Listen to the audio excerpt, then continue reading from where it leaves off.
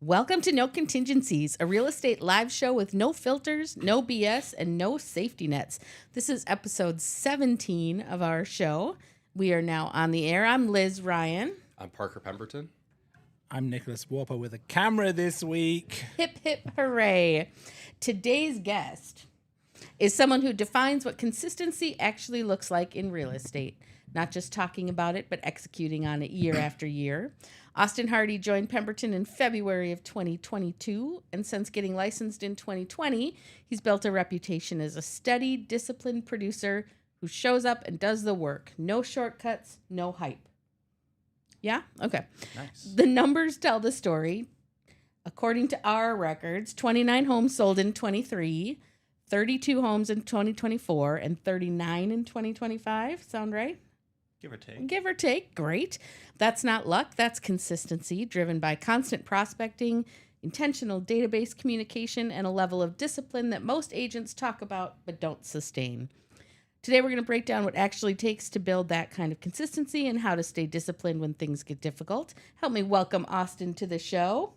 Woo! Come on, Nick. Hold on, you want the applause? I need the applause. Austin will provide it himself. I got you. There we go. Sorry, love we had it. issues with the applause today. All right, good to know. All right, welcome, Austin. Thanks for joining us. Thank you. We're excited to have you here. I'm sure. I like that you and Parker are wearing very similar. Yeah, I was dark going to say colors. we are similar here. What, do you shop at Shields in the foursome? Yeah, we do shop at the same stores. Live in the same area, so what works, you just stick with it. Shields has basically everything you need. So I don't think I've ever been in a Shields. you throw Lulu in there, and I think they'd have everything I need. Shields and Lulu. That's what Parker needs in life. All right, great. Well, maybe you throw like Ace Hardware in there too. Then I would be solid. Then you'd be good. Like lawn equipment. Chicken food.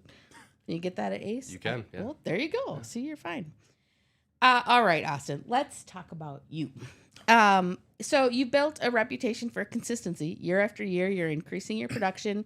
What did your first 12 months in real estate look like? What did you do early that most agents don't? I was told to be to the office at 8 every day. Really? Yeah, and I had 3 role play partners that lived in Utah, and we would be on the phone as I drove to the office at 7:30 and then 8 o'clock, and we'd role play different cold calling scripts, pre-qualifying scripts, buyer presentation scripts, the whole thing for an hour. Oh my gosh. And then I was told to get on the phone.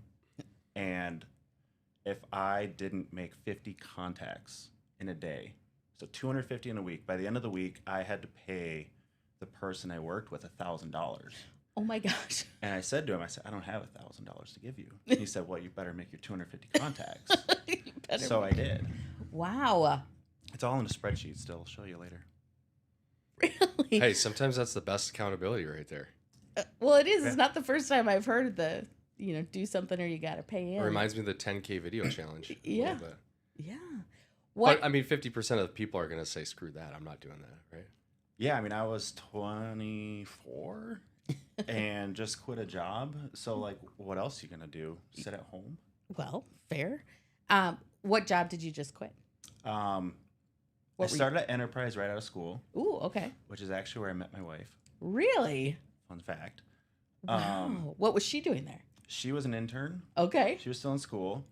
And then we were at the airport together at that branch. And then when she Shout went out back to Brittany, by the way. Brittany. Shout out Brittany. Yep. Once she left, I went to a different office, and then that just really burned me out. So I went to a tech sales job. We were selling credit card processors for churches. For churches. That is a very specific market. Churches and schools. So COVID hit. Okay. Churches shut down, so we were busy. But you're basically just taking orders. Okay.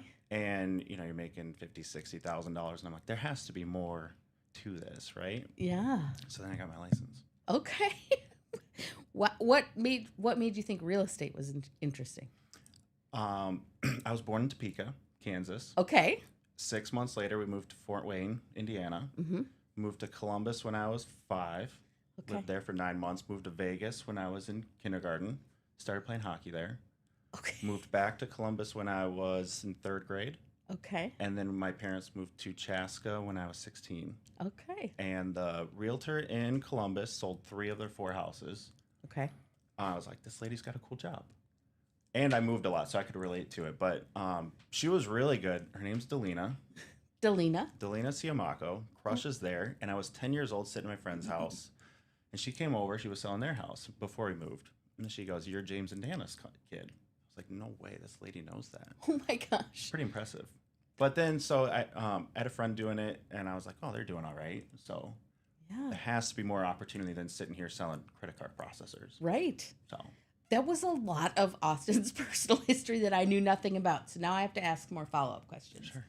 Why did your family move so often?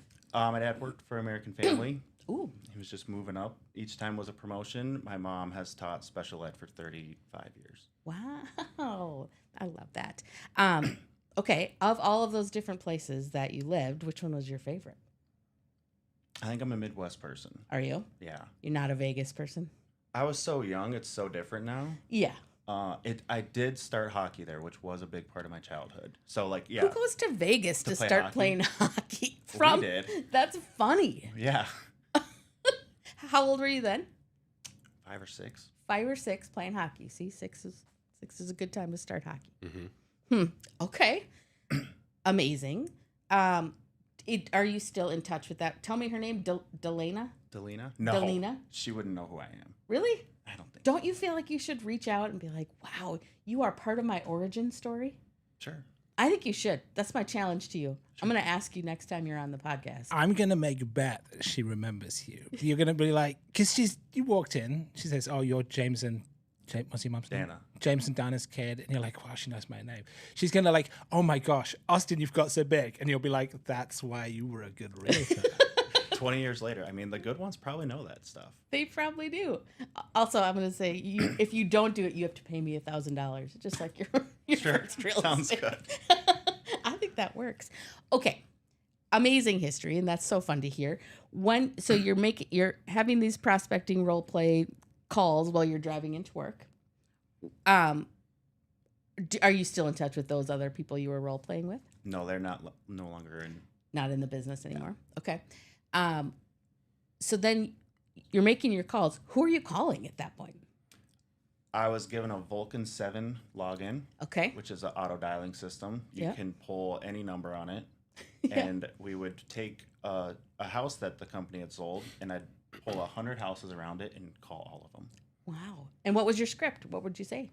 It was the Mike Ferry just listed, just sold call script. Okay.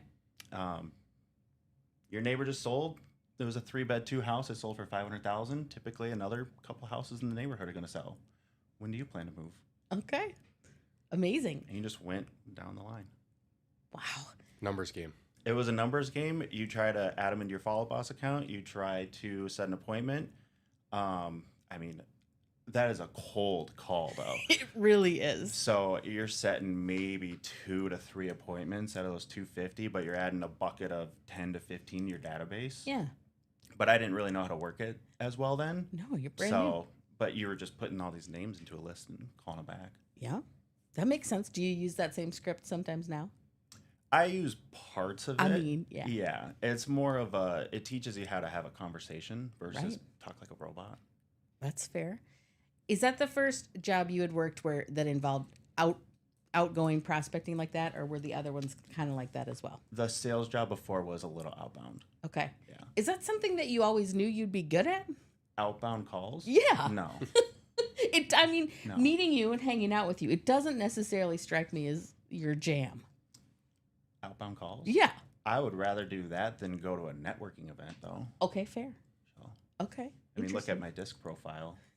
You'll see. You'll see. What? Yeah, I can relate to that. I mean, yeah, you guys, there's some similarities there for sure. Well, from just a sheer productivity perspective, you're in one spot and you can reach hundreds of people versus, and it's a proactive strategy versus it's a social event and it's a reactive strategy. Yeah. Will lead to other things later on if you work it the right way. Yeah. But most of the events in our industry are social events. And the people that are good at them, they can do well there. That is just not my thing. So I'm not going to put any time to it. Yeah. Yeah. And if it is your thing, Have at it. have at it. Yeah, and go all in. Yeah. Anyway, What did you learn about objection handling in that first 12 months? You better have some thick skin. Yeah. It's just not personal. Right. You're calling people at 8 to 12 in the morning or lunchtime and interrupting their day, Yeah. trying to get something. So you better come prepared for someone's going to tell you something. Yeah. It's just not personal. It's not personal. Okay. it's such a long game strategy, but it's also a discipline that requires a day-to-day activity, right? Consistency. And the philosophy behind it is that in a neighborhood, you're going to have a 7 to 8% turnover rate. It really, in most neighborhoods, right? Remove the, hey, Phil, come here. Really? Hi, Phil's buddy. here. You're going to have 7 to 8% of the neighborhood turnover annually. And so if you look at any one neighborhood and there's 100 homes in there, you know you're going to have 7 to 8 sales. Yeah. But when homeowner A and B are motivated to actually say, hey, honey, let's think about moving, they're going to go to the internet or they're going to go to a trusted friend. And if somebody's already been providing them value along the way for sometimes years, they're going to say, you know what, this Austin guy has been with us for 2 years now, and we should give him a chance to interview. Yeah. And then you've got a seat at the table. But that would never exist without that work being done. So just the back end philosophy of it is. But then you come here, 4.5 some years ago, and it just pours gas on the fire because you get some of those more inbound opportunities. So you just have a more confident way of speaking. Yep. So otherwise you can fall on your face. Yeah. You got to know what to say. Yeah. No, that makes sense. What walk us through a typical work day for you. What does a typical day look like? What are the non-negotiables that you make sure happen in your day no matter what? I get my kid up around 6:30. Okay. 7 if she sleeps in, but that's rare. For some reason on the weekend it's 5:30. Well, that's fun for you. I usually have drop off, and then I'll go to the gym, and then I'll get to my desk by about 9:30. Okay. And then I just work. I open up Follow Up Boss. I open my task list. There's 50 people there typically, and I go through them, and that takes 2 hours. I mean, it's just so calculated. Like I just Yeah, and love then you it take so the rest much. of your day for what it is. Like you either have an appointment there, or sometimes you have nothing, and then you can just go deeper into some other follow up or marketing stuff. Right. You're 50. So okay. I love this. First of all, do you work from home most of the time when you say your desk, or is it from an office? Hit and miss. Depends on the day. Okay, but you're okay either way. Yeah. Okay, so you get to an office and then you open up Follow Up Boss. 2 hours of working through those tasks. I mean, this is gold for people if they could actually follow this system. So tell us like your secrets. What are the tasks that you have set up on those contacts? There's a variety. Some are active clients. Some are new leads. Yeah. Some are people you're showing houses to. Some are nurture leads. Yeah. So you just have to be focused when you look through the notes on each one. Like what can I give this person? Right. Is your task set up just as like a follow up? Like now you need to follow up with this person, or when you set the task, are you specifically saying, here's what I'm going to do on the follow up date? Situational. Okay, give me an example. Most are follow up, but if I'm meeting with Parker on Thursday at 2 p.m., it says prep and confirm. Excellent. So I'll prep the CMA. I'll confirm with him that 2 o'clock still works, Okay. and then I'll put it into the folder. So if you've got say somebody is a new lead in your system and your task comes up to follow up with them, what are you going to do? Send him a text, call him. And say what? I've templated it, actually. Have you really? Yeah. Yeah. I'm shocked. There's also the Follow Up Boss is following the 2026 trend of AI also. Yes. There's 5 prompts in there you can hit a button on. Fair. And it'll type something for you. Some of it's junk. Yeah. You have to look at it, but the introduction one is actually pretty straightforward. Really? Yeah. You've gotten good success with it? Okay. So you go through your tasks. Just like by the numbers of your 50 tasks that you're looking at on a given day, for how many of those are you then setting a next follow-up task for those 50 people? All of them. All of them. I mean, you just take the task and you move it to where it should go next. Some are the next day if it's newer. Some are a month or 2 out if it's a 3-year-old lead. Yeah. Okay. Parker, what percentage of agents out there do you think have a task set on every active lead in their follow-up boss database? I think the metrics actually just will tell us that answer. Last year, 72% of agents didn't sell a house. Right. And that there's a little asterisk around that because it doesn't count, certain teams or brokerages. But yeah, 72 is ridiculous. You didn't sell a single house and you held a license. Like, that tells you everything you need to know. So if you're an agent who's willing to do the work and actually treat it like a business, you're able to put yourself on such a higher level. Right. And put yourself in an environment to have more success. Right. I mean, I don't want to minimize what you're doing. That would never be my plan, Austin. But like what you're suggesting is not a rocket science type of system, right? Like having a task on every lead. Obviously, the gold is in your ability to communicate with people and all of those things. But the idea of just having a follow-up task and having something organizational for every piece of business that you're chasing, if we could get half of our agents to do that half of the time, they would have so much success, right? It's just boring, though. It is boring. But that's where you find success is repetitious boredom. Repetitious boredom. That's the goal. Okay, tell me this. Were you always a guy who's very methodical like that? Like when you were a kid, were there things that you approached that way? When I was playing Bantam hockey, Yeah. our coach, if you were 59 minutes early to the game versus an hour, you sat the first period. Ooh. If your jersey wasn't all the way on when he walked in the locker room, you sat the first period. If you ate food that didn't fit the diet on game day, you sat the first period. So Okay. you're 13 learning just simple disciplines. Yeah. And he told all the parents day one, like, we're going to have fun, we're going to get better at hockey, but if your kids don't become better men, I failed. Ooh. And he said that. What was his name? Coach Luke. Coach Luke. Everybody's got something like that in their history that shaped so much of who they are. Yeah.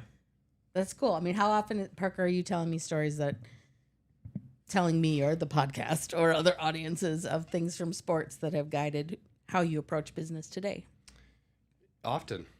They played a huge part in my life, too. I think that's why Austin and I connect well. Yeah. But being able to be held to a high standard is one of the things that will determine the ceiling that you have in life. Right. And I'm a believer in that. And, like what Austin's talking about is, Liz, I think you said it, it's not difficult to do it, but you have to think about human nature too. Human nature is the reason why people don't do it. Because the second that we wake up, the second our eyes open, or actually the second that we acknowledge that we might be waking up, we have choices. Yeah. You have choices of like to lay there, to snooze, to brush your teeth or not brush your teeth, to, do anything as the day starts. And I think human nature just is typically promotes people to take the least path of resistance, right? Mm-hmm. So actually what Austin does isn't complicated, but it is very hard. Yeah. It is very difficult to hold yourself to that every day. Right. And not say, every year look for an opportunity to jump to something else. Which, that's the boring stuff that really doesn't get the podcast real high ratings, Nick. But the repetitious you know boredom. What? Sorry, Sometimes guys. no, it's no. This is important, and I think you said it. You said it's not difficult, and Parker said it's right. It said it's not complicated, but it is difficult. Yeah. And consistency is a superpower, because if you look around our very successful organization full of very successful agents, obviously the correlation is that the more consistent they are, the more successful they are. But it's hard. Yeah. And a lot of people cannot come to it straight away. Like, it is, you learn and you watch, you see Austin do it and you're like, all right. And it's not that flashy, but yeah, look, you do all right. So the difference between sports and business too, it comes back down to the standard and the opportunity. Yeah. It's very easy to get into real estate these days. Very low barrier of entry, no requirements basically other than to pass a test. You look at like the Hoosiers football team this year. Well, you're competing against the best players in the entire country. And if you're not willing to do the things that the staff and the organization set for you, well, they simply just move on from you. There is no spot for you on that team. So that hockey coach has said, hey, I've got a choice of all these different players, and we're going to focus on the ones that show up and do the work and believe in the system. And if not, we're going to go find someone else to do it. But in business, it's different because we have choices. And like I said, from the moment we wake up to the moment you potentially get on the phone or not, matters, you know? Then you throw in distractions. You throw in what's happened in the last like 6-7 years with social media and media in general and just the economy. And it's a difficult thing. I saw some podcast 6-7. the I other know. day. I always say 6-7. Parker loves 6-7. I But I know, heard this but- podcast the other day. It talked about how focus is a force multiplier times the hours you put in. So someone could sit here for 8 hours distracted, and some people could get done more than them in an hour Yeah. simply because they're locked in. Yeah, I love that you brought that up, and also that they, I consider it respect for yourself, but it's discipline in yourself. And I had a conversation with Bridger last night, and he said, I'm stretched really thin. I don't know what to do. And I said, well, tell me about your schedule. What are you doing? He's taking appointments at night, in the morning, all the time. I said, put all of your listing appointments between 3 and 6 p.m. Respect yourself enough to hold yourself to a standard of a schedule, and your clients will actually respect you more. So if all of your listing appointments are between 3 and 6 p.m., and that's the way you operate, if one of your clients can't make that work, then maybe they're not the best client for you. Right. But you running out at 7 p.m., letting your kids at home sit there without dad, or you're driving home at 9 p.m. after a 13-hour day, it burns you out. That was my biggest fear, having a kid. Yeah. But people do respect it. Yeah. They do respect it, and then you actually have a higher level of client too, because now you've set the stage for the rest of the transaction too, right? Yeah. Because they know how you operate.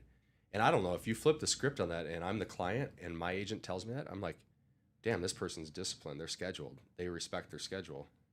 And certainly in the next 14 days, I can find a time where between 3 and 6 p.m. that I can meet with them. Even when they text you at 6, it's like, okay, I'm having dinner, and then we're going to go do bath time in an hour. I'll get back to you at 7:30 Mm-hmm. if it's that urgent. They get it. Yeah, and that's why we talk about time blocking so often, because when you get busy and you start to get reactionary, you now forget to do the things that got you there in the first place. So the prospecting, the marketing of yourself, the videos, the follow-ups, the 50 tasks in your follow-up list, they add up. And all of a sudden now you have 250. And at 250, that becomes a huge distraction. It becomes almost unbearable. And then what happens? Then it builds to 500 and then 1,000, and then you can never catch back up. Right. No. And that's where we always talk about internally here. It's the stair step approach, or it's the snowball rolling down the hill. It's just getting bigger and bigger and bigger as it goes, but it doesn't have to go fast to get bigger. No. You just have to do those things. Again, we're not going to drive podcast views, and we're not going to get more sponsors, Nick, because of that. But that at the end of the day is literally, you look at the top 50 realtors out there in any state, every one of them holds themselves to the things that we just talked about.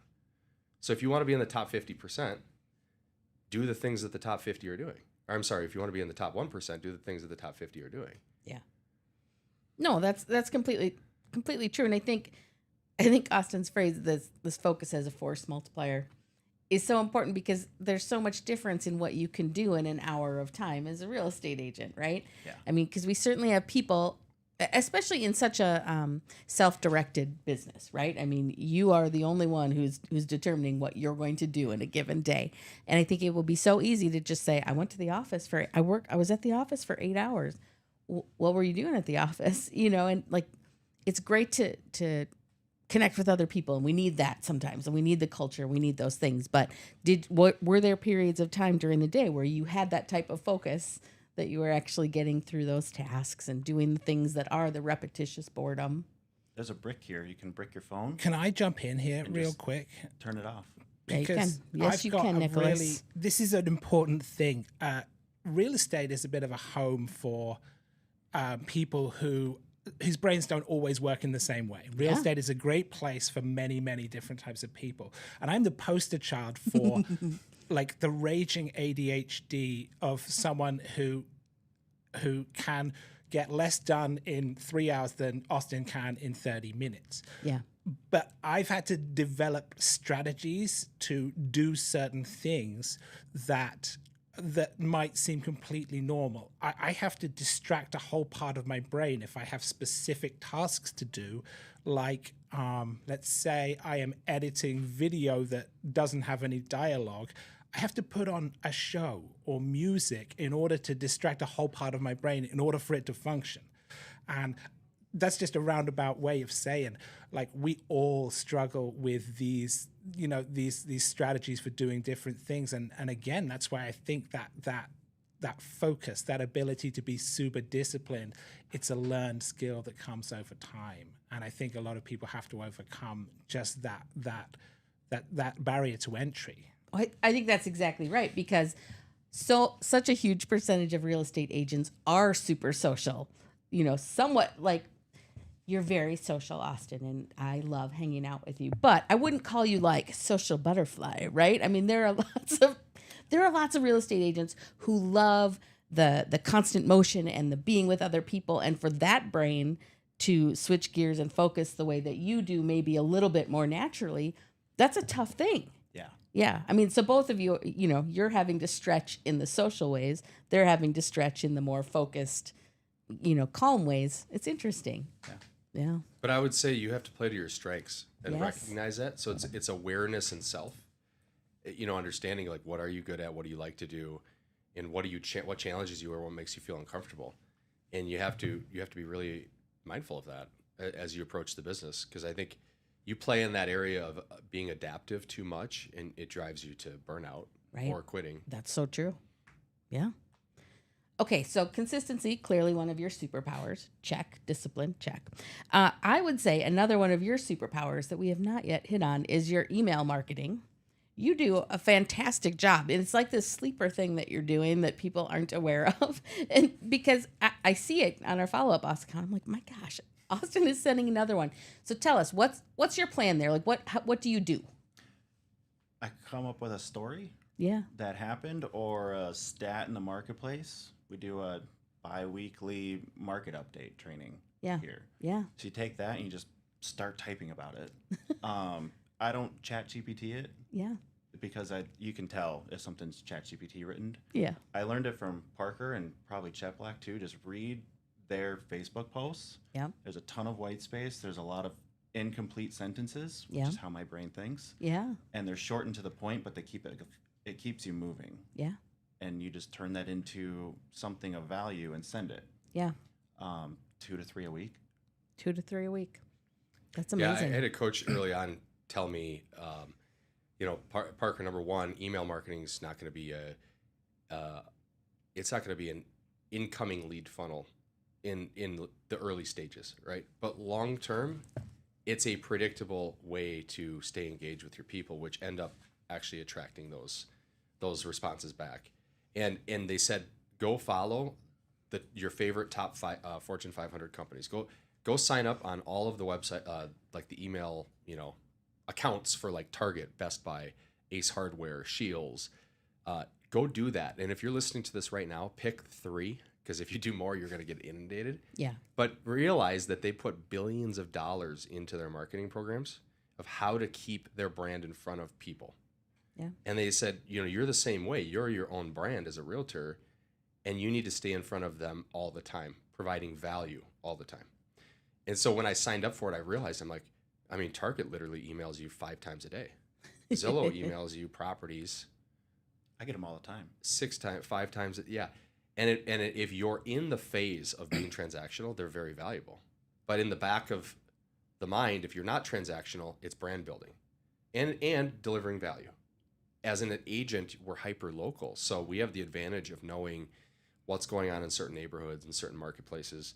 And if that pertains to that person you're marketing to, and you can tie the two together, now you're building your brand, you're adding value, and you're keeping them in your web. Yeah. So that when they determine or they acknowledge that they're transactional, like we talked about earlier, you're that person that has an at-bat. And isn't that what we're trying to do? We're just trying to get at-bats.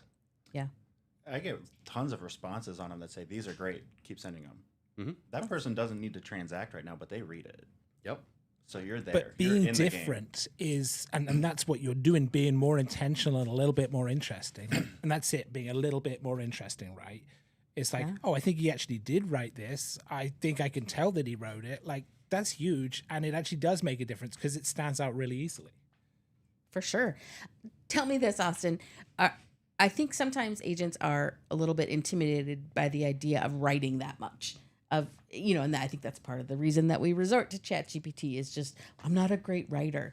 I mean, growing up, was writing one of your big skills? Was that a big focus for you?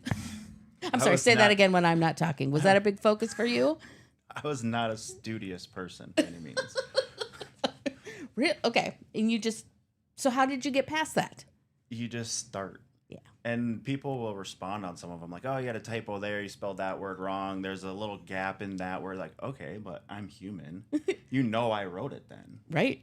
And also, I know you read it. Yeah, you read it clearly. So you just have to, if you get the first 2 or 3 sentences out, the rest will start to just put itself together. Yeah. And the way you marry so that much. to the whole strategy is, all right, so you make 100 phone calls, you talk to 12 people, you get 6 of them that acknowledge that they want to continue talking, you add them to your database. Now they get your emails. Now they get socially targeted on other media sources. Like, you're building that database bigger and bigger and bigger and bigger, and you have a wider audience so that 7 to 8% can grow. There's 1,000 people in mine right now, and if you put 1,000 people in a room, like, that's a lot of people. But you don't think about it when it's just a number on a screen. But if you put them into a room and you were talking to them, that's what you're doing. Yeah. So if we think that that's beneficial for building your realtor's brand, why don't people do it? Because it's hard. Yeah. I It makes also you a little think- vulnerable too. Yeah. I also think it's old. Yeah. I think that people are obsessed with new stuff and like being cutting edge. And email marketing, it's kind of old school. But I think when you go back to something that works, but not a lot of people are doing it intentionally, you're like, oh shoot, this is the reason we did this. Right. This stuck around a long time for a reason. Oh, makes sense.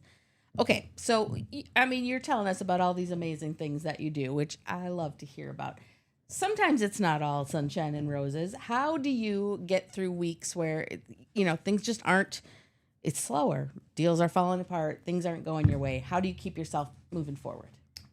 You just have to recognize when you're in that season. Yeah. Still get out of bed, still go work out, still do the things you can control. And if you've done everything you can do and it's 1 o'clock, go for a walk. Go do whatever you want to do because you're still doing the things that's going to come back around. And then next thing you know, you're showing houses on Saturday for 5 hours. So when you have that time, you have to recognize it a little bit. Yeah. If you start beating yourself up, then you're going down the rabbit hole of, I'm not good, this is hard, I'm not going to do it. Then you're going to start to resist to do the stuff that you have to do. Yeah. So as long as you're staying doing the stuff, even if the benefit of it's not hitting your bank account each week, then that's what you have to do. Do you find that over time your business has become more and more kind of evenly distributed throughout the year versus kind of the typical real estate agent roller coaster? Depends. Some months you sell 1, some months you sell 5, but overall it's pretty steady now. Yeah, that's great. All right. Well, I think we could talk to Austin all day, but we are reaching the end of our time. This is our, and Phil is reaching the end of his patience, which is fair. Yeah, I need a You need a lint roller. lint roller. Yeah, that's okay. That's fair. Okay, so tell us this, Austin. This is how we like to close. Is just in general, off the cuff. What's your best piece of advice for other agents out there? Find someone you can learn from, and just get as much knowledge from them as you can. Practice as much as you can. Do the hard things, and you really only need a few hours a day. Yeah. And then once you start to figure out your style, then you can adapt and refine that system and just keep going.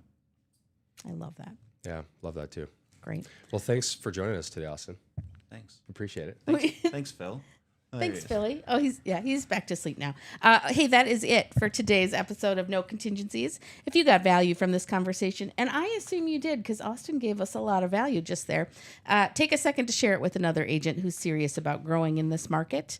If you're looking for a brokerage that's forward-thinking, accountability-driven, and built for the next chapter, we should talk. Thanks for listening. Have a great day. Thanks, Austin.